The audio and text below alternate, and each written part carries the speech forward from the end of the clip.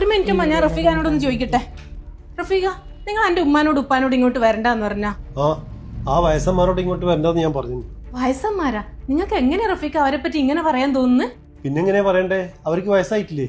നിങ്ങൾ അവരോട് കുറച്ച് ബഹുമാനം കാണിക്കണം. അവരെന്റെ ഉമ്മ ഉപ്പയാണ്. നിങ്ങൾ എന്തിനാ അവരോട് വരണ്ടെന്ന് പറഞ്ഞത്? ഇത് എന്റെ വീടാ. അവർ കുറച്ച് ദിവസം ഇവിടെ താമസിക്കാൻ വരുന്നത് ഞാൻ കരുതി. നോക്കുമ്പോ അവര് സ്ഥിരതാമസത്തിന് പോലും വരുന്നു. ഇതെന്താ സത്ര? ഇപ്പൊ അവരെ അവസ്ഥ എന്താ നിങ്ങൾക്ക് അറിയാലോ. എന്റെ ആങ്ങളെയും ഭാര്യ അവരെ അവിടെ നിറക്കി വിട്ട് ഇനി മുതൽ മോളെടുത്ത് ജീവിക്കാന്ന് വിചാരിച്ചിട്ട് അവർ ഇങ്ങോട്ട് വരാന്ന് പറഞ്ഞേ. അത് നിന്റെ ആങ്ങളെന്റെ തെറ്റാ, എന്റെ തെറ്റല്ല. അവരെങ്ങോട്ടെങ്കിലും പോയി ജീവിച്ചോട്ടെ, നീ എന്തിനാ ഇങ്ങനെ ടെൻഷൻ അടിക്കുന്നത്? നിങ്ങൾ എന്താ ഇങ്ങനെ പറയുന്നത്? അവരെന്റെ ഉമ്മ ഉപ്പയല്ലേ. നിങ്ങൾക്ക് എന്നാ റഫീഖ പറ്റിയ? നിങ്ങൾ എന്തല്ലേ ഈ പറയുന്നത്? മോൻ ഇറക്കി വിട്ടരോ, മോളെങ്കിലും കൂടെ ഉണ്ടാവും വിചാരിച്ചിട്ടല്ലേ അവരെന്നെ വിളിച്ചത്. നിങ്ങൾ എന്തിനാ അവരിങ്ങോട്ട് വരുന്നത് ഇല്ലാണ്ടാക്കിയ?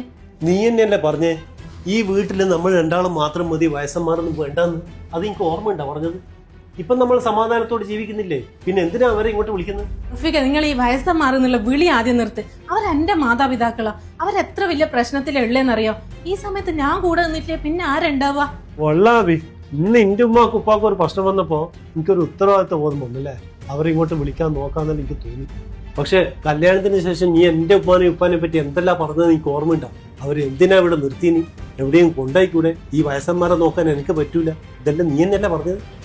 അത് റഫീഖ, നിങ്ങൾ ഉമ്മ ഉപ്പയല്ലേ. അവരെ കൂടെ നിൽക്കാൻ എനിക്ക് ആവൂലേനു. അതുകൊണ്ടാണ് ഞാൻ അങ്ങനെ പറഞ്ഞിന്. ഇത് പക്ഷെ എന്റെ ഉമ്മ ഉപ്പയല്ലേ. ചെറുപ്പം മുതൽ എന്നെ നോക്കി വലുതാക്കിയത് അവരല്ലേ.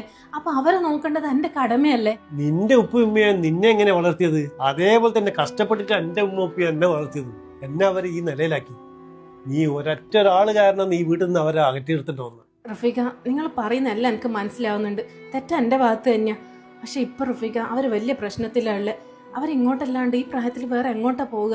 ഞാൻ നിങ്ങളെ കാല് പിടിക്കാം. അവരെങ്ങോട്ട് വരാൻ സമ്മതിക്കണം. അന്ന് ഞാനും ഇതുപോലെ നിന്നോട് ഒരുപാട് കെഞ്ചതാ അവരിടുന്ന് പറഞ്ഞേക്കറിയുന്നുണ്ട്. നീ ഒരു വാക്ക് പോലും കേട്ടിട്ടില്ല.